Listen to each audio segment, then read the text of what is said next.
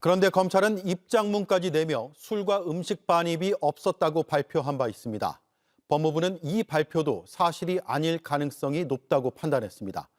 의혹의 당사자인 박상용 검사는 법무부가 이화영 전 지사의 주장을 답습한다고 주장했습니다. 계속해서 조혜영 기자입니다. 이른바 이화영 술자리 의혹은 지난해 4월 4일 이화영 전 경기도 평화부지사가 조사실 앞 창고에서 술을 마시며 설득을 당했다고 주장하며 시작됐습니다. 그 뒤 이 전 부지사 측은 2023년 6월 30일, 6월 28일, 7월 3일과 5일 등을 음주 일자로 지목해왔고 술을 마신 장소에 대해서는 창고가 아니라 영상 녹화실이라고 주장해왔습니다. 당시 수원지검은 이 전 부지사가 지목한 날의 출정 기록 등을 제시하며 검찰 청사에 술이 반입된 적이 없어 음주는 물리적으로 불가능하고 쌍방울 관계자가 음식조차 반입한 사실이 일체 없다고 해명했습니다. 조사 참여 변호사와 교도관 38명 등 여러 관계자들을 조사했다고도 밝혔습니다. 하지만 최근 재조사에 나선 법무부는 오늘 당시 수원지검에서 조사하고 발표한 내용이 사실에 부합하지 않는 정황이 있다고 밝혔습니다. 이 전 부지사 그리고 당시 교도관들의 진술에 비춰볼 때 주요 피의자들의 도시락 비용을 쌍방울 측에서 계산했을 가능성이 있다고 파악한 겁니다. 술자리 의혹의 당사자로 지목된 박상용 검사는 입장문을 내고 조사와 수사, 재판에서 모두 사실 무근임이 밝혀진 건이라며 법무부 발표는 대법원 확정 판결에 배치될 뿐 아니라 이화영 피고인의 주장을 답습하는 내용이라고 주장했습니다. 법무부는 박 검사를 상대로도 조사를 진행할 걸로 보입니다.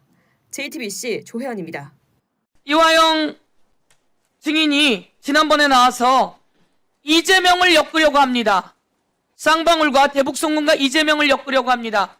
그 엮으려고 하는 과정 속에서 연어도 들어오고 술도 들어왔습니다. 그리고 검사의 회유가 있었습니다. 이렇게 증언했습니다. 그랬더니 검사들이 아니다라고 득달같이 달겨들었어요. 그런데 지금 법무부에서 조사안이 다 나왔어요. 술도 들어갔고 그리고 김성태와 방영철과 이화영을 같이 불러냈다. 그렇게 불러서 대질 조사 시켜놓고 조서는 작성하지 않았다. 이런 자료가 다 나왔어요. 맞습니까? 그렇습니다. 술도 박상용 검사 허락하에 들어갔습니까? 박상용 검사가 허락했는지에 대해서는 모르겠으나 박상용 검사가 동석한 자리에서 술자리가 있었습니다. 박상용 검사가 동석한 자리에서 술이 있었습니까? 그렇습니다. 같이. 그리고 이재명을 엮으려고 그들이 노력했습니까? 그건 뭐 아주 자명한 사실. 이재명을 엮으려고 노력한 겁니까? 그렇습니다. 이재명 당시 대표에 대해서 제가 진술을 하면 저는 형을 감면하거나 바로 석방해 주겠다는 조건을 끊임없이 제시했습니다. 아주 중요한 이야기입니다. 누가 위증인지는 살펴봐야 합니다. 부인을 데리고 와서 부인을 데려다 주겠다라며 회유, 협박도 했습니까? 그렇습니다. 아들에 대해서도 구속하겠다고 협박했습니다. 아들에 대해서 뭐라고 했습니까? 구속시키겠다고 협박했습니다. 구속하겠다고 협박했습니까? 그렇습니다. 박상용이 완전히 그냥 박살 내는 자리입니다. 네. 이거 아주 뭐 빼박 증거가 세상에 나와버렸으니 뭐 이제 방법이 없습니다. 수원지검의 연어 술 파티 의혹. 검찰이 이재명을 잡아넣기 위해서 쌍방울 김성태 회장과 이화영 부지사를 회유했다는 의혹입니다. 간단히 얘기하면. 네. 근데 박상용 검사는 국회에 나와서 아주 오만했죠. 이 문제로 불려 나온 거거든. 맞아요. 이 문제로. 그런데 불려 나와서 술 파티 의혹 같은 거는 전혀 사실이 아니다라고 이야기를 하는데 누구를 통해서 그런 답이 나오냐? 주진우가 묻고 박상용이 답을 하는 과정에서 그런 이야기가 나왔습니다. 일단 오늘까지만 참고 함께 들어보시죠. 연어 술파티에 대한 입장 한번 정리해서 말씀해 주시죠. 그런 일은 있지도 않았고 있을 수도 없습니다. 1년 반 전에 이 논란이 일었는데요. 수원지검의 전수조사, 경찰의 수사, 그리고 재판, 대법원 확정 판결까지 모두 사실무근으로 결론이 난 사안입니다. 자, 저렇게 주진우가 묻고 박상용이 답하다. 네. 하나의 그 프로그래밍 같습니다. 네. 자, 그런데 이제는 다시는 이따위 이야기는 우리가 들을 필요가 없을 것 같습니다. 엄청난 빼박 증거가 나오고야 말았는데요. 네. 이 이야기 이화영 부지사의 변호인 김광민 변호사와 함께 이야기 나누겠습니다. 박수로 맞이합니다. 네. 네, 안녕하세요. 김광민입니다. 네, 안녕하세요. 아, 이제 나왔어요. 물론 그 전에도 수없이 많은 뒷받침할 만한 정황 증거는 많았어요. 하지만 이번에는 그냥 빼박 증거 나왔다는 거야. 빼박 증거. 네. 자, 어떤 빼박 증거를 법무부가 확보했는지 설명 부탁드립니다. 자, 법무부에서 이 연어 술 파티 회유 의혹 정황이 있었다고 특정한 날이 23년 5월 17일인데요. 네. 이날 오전 수원구치소에 수감되어 있는 김성태가 쌍방울 직원이랑 접견하면서 나눈 대화의 녹취록을 확인을 한 겁니다. 녹취록을 확보했습니다. 네. 자, 녹취록의 일부 함께 봅니다. 김성태가 직원에게 야, 페트병에다가 술 담아서 준비해라. 그리고 변호사 통해 가지고 검사한테 말하면 돼. 와. 술 나오고요. 검사 나옵니다. 그렇죠. 술 나오고 검사 나옵니다. 자, 김광민 변호사님, 오늘을 기점으로 완전히 숨통을 조여놔야 돼요. 그냥 끊어놔야 돼, 진짜. 예, 이쯤 되면 사실은 박성용 검사는 피의자 전환해서 구속영장 청구해야 청구해야 됩니다. 생각을 하고요. 그날 이제 김성태가 이제 오후에 출정합니다. 김성태 오후, 방영철 오후 출정인데 오전에는 수원구치소에서 이제 쌍방울 관계자들 접견을 하고요. 그날 쌍방울 관계자들이 접견 가서 오전에 수원구치소 앞에 커피숍에서 결제한 카드 내역까지 다 있습니다. 네, 그리고 이렇게 했다라는 거예요. 이제 그 한겨레 보도에는 일부만 나왔는데 네. 제가 이제 알고 있는 바에 의하면 네. 저 당시가 이제 그 김성태 그러니까 박상영 검사가 김성태를 통해서 이화영에 대한 압박을 거의 뭐 피크로 올릴 때였습니다. 네. 이제 자백해라, 허위 네. 자백해라라고 하는 거고 그런데도 불구하고 이화영 부지사가 이제 협조를 안 하니까 전날 이제 그 접견에서 일반인 면회에서 쌍방울 이제 관계자한테 한 얘기가 내가 오늘 이화영이랑 끝장을 본다. 오늘 끝장을 볼 거고 그래. 소주라도 한 잔 마시면서 설득해야 되니까 이따 올 때 술 챙겨와라. 와, 직원한테. 물처럼 보이게 해서 챙겨오고 미친놈들이지. 이미 검사랑 합의가 됐다. 이렇게 얘기했다라는 거예요. 네. 그러니까 여기서 저는 이제 사실은 박상용은 이제 그 국회까지 나와서 이제 그런 일 없었다라고 우기긴 했지만 네. 저는 뭐 지금까지 나왔던 증거만으로 해도 이미 술파는 다 입증이 됐다라고 생각을 했고. 네, 저도 그렇게 생각합니다. 네, 근데 이 녹취를 통해서 사실 확인할 수 있는 한 가지 중요한 사안은 뭐냐면 5월 17일 날 술판이 우발적으로 발생한 사건이 아니다. 사전에 기획됐다라는 거라고 그게 중요하다고 봐요. 그러니까 네. 이미 검사랑 협의를 했다. 술을 갖고 와라 하니까 5월 17일 날 술을 먹으려고 준비를 했던 거고 이 사안이 수원지검하고까지 협의가 됐고 네. 그리고 사실은 이날 수원지검이 회를 주문한 내역까지 나왔잖아요. 네. 예, 그 뭐 한 차량 한 10분 정도 거리되는 횟집에서 주문하고 결제한 내역까지 나왔으니까 이거는 그 사전에 술을 마시면서 이화영을 설득해서 이재명을 구속시키겠다라는 네. 1년의 기획이 수원지검과 쌍방울 간에 상당히 긴밀하게 협의가 됐었고 네. 지금까지 박상영 검사가 그토록 부인을 했었던 술파는 그 김성태 또는 쌍방울 직원들에 의한 우발적인 사건이 아니라 기획된 사건이었다. 네. 이게 중요한 내용이라고 생각합니다. 그렇습니다.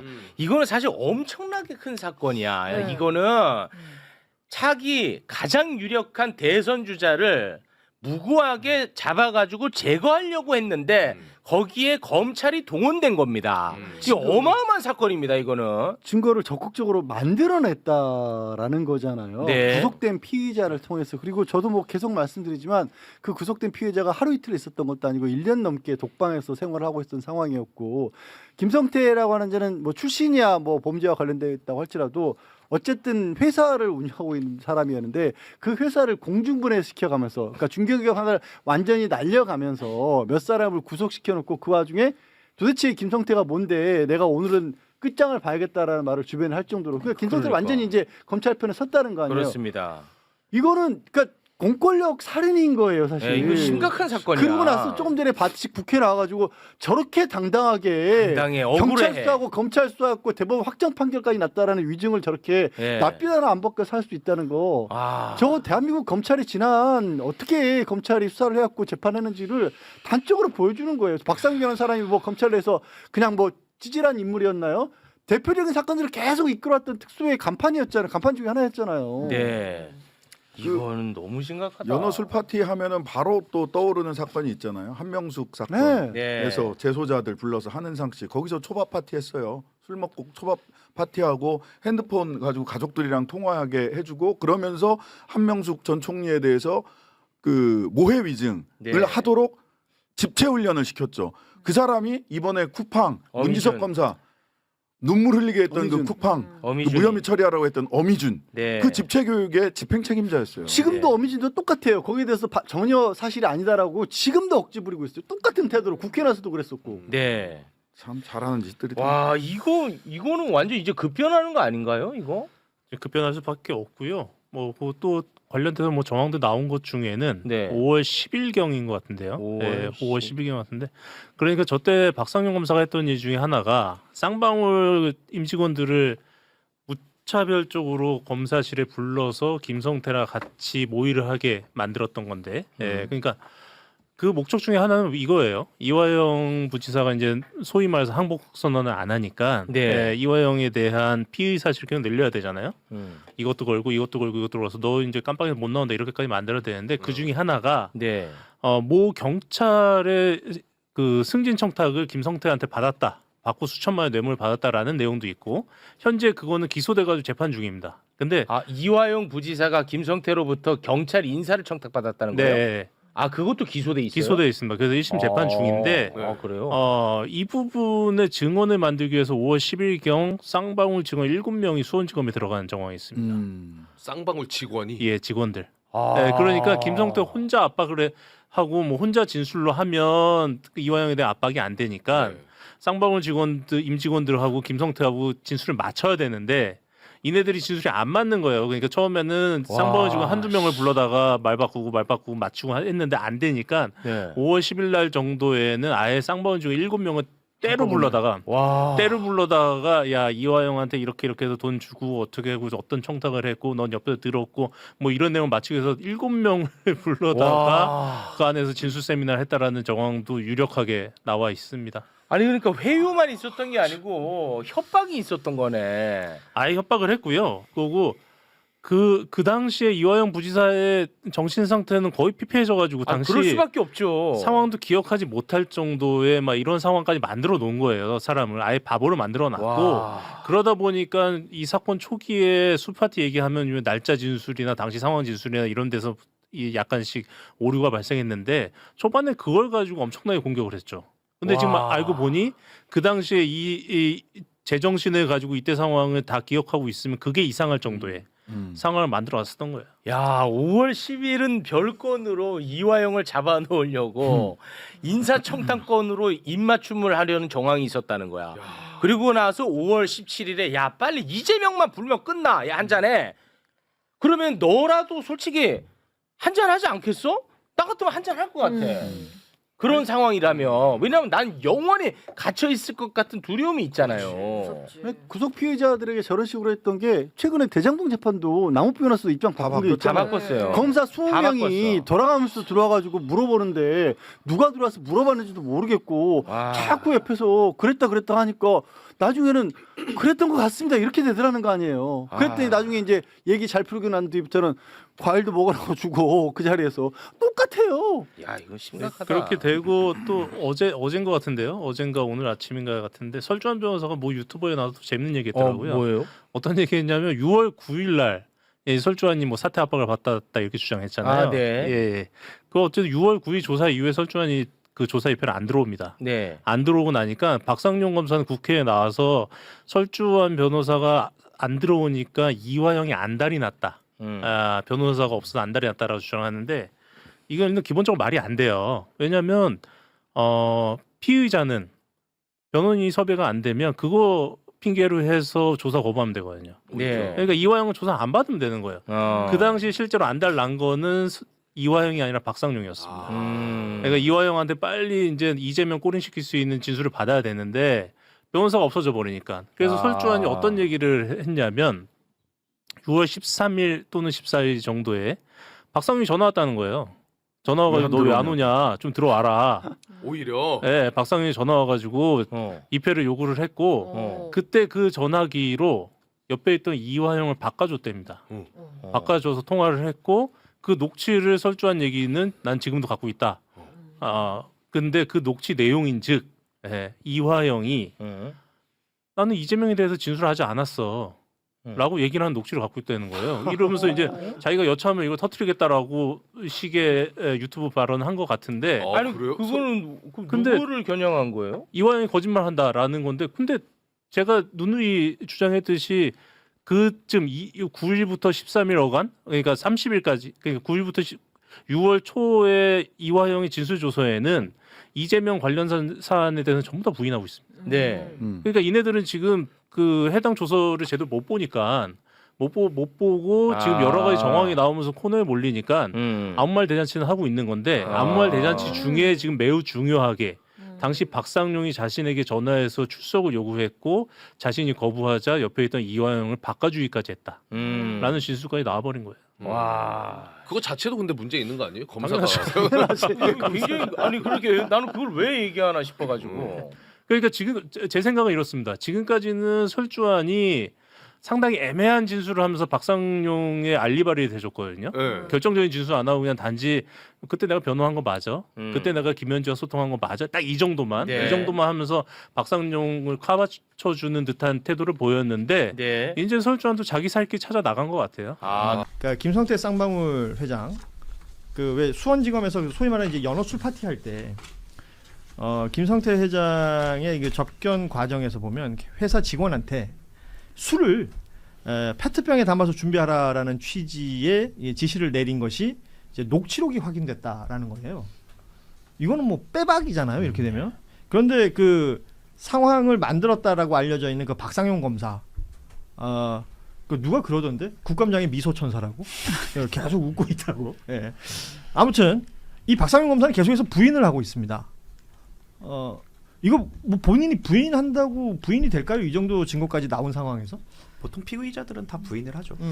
일단 법무부가 그 CCTV를 봤다는 거잖아요. 그러니까 확인을 했다는 거죠. 그런 확인도 있고 또 지금 이런 접견 녹취록도 있고, 그러니까 그거를 증명할 수 있는 그 정황들이 계속 나오고 있고 지금 그거를 부인하는 건 말밖에 없거든요. 그래서 이거는 그냥 사실 무근이라고는 주장밖에 없기 때문에 그러면 그렇지 않다라는 거를 더 명확하게 내놓든지 그렇지 않고서는 지금 뭐 이거는 대응이 사실 안 되는 상황인 거죠 지금 보면. 그러니까 이게 움직이지 못하는 증거잖아요. 농담 드리면 김성태 씨가 주장한 대로 법원도 다 받아줬잖아요. 예를 들면 필리핀에서 리오남에게 뭐를 줬다. 그날 영상을 교민들이 보내줘서 이제 같이 보고 했는데 만취돼서 막 김성애 씨한테 누님 하고 막 비틀비틀 하는데 도저히 돈을 줄 상황이 아니에요. 근데 그날 밤에 줬다는 거예요. 현장 검증 안 했잖아요. 김용 부원장 할 때는 뭐 햇빛의 각도가 어떻고 뭐 블라인드 각도가 현장 검증 막 했잖아요. 여기에 뭐 비타 500병이 들어가니 마니. 그런 거 안 하고 그냥 그대로 다 인정했고 심지어 국정원 보고서까지 무시하고 그냥 법원에 받아줬잖아요. 자, 김성태 씨가 이렇게 지시했다는 거 나왔잖아요. 받아줘야죠 법원에서. 심지어 이게 접견 녹취록이 뭐냐면 아까 말씀드렸죠. 일반 접견을 할 때는 내 목소리가 직접 가는 게 아니라 그 수음하는 게 있고 나가는 게 있어요. 그럼 그 가운데서 저장 장치가 있습니다. 그렇기 때문에 목소리까지 다 녹음이 돼 있을 거예요. 그러니까 그 내용은 뭐 이게 편집 이런 게 아니라 그냥 내가 했던 말들이 그냥 그대로 저장돼 있다. 그리고 그거를 법무부와 검사는 확인할 수 있습니다. 그러니까 지금까지 이번에 발견됐다고 하는데 사실 발견하려고 했으면 더 전에도 발견할 수 훨씬 있었을 전부터 것이다. 발견이 가능했던 거죠. 그러니까 이게 말이라는 게 말이에요. 지금 검사들이 뭔가 수사해가지고 나중에 아주 굵직굵직한 사건이라 할지라도 움직이지 못하는 어떤 물증이나 증거가 아니라 그냥 말로 어마어마한 일을 해낼 때들이 있단 말이에요.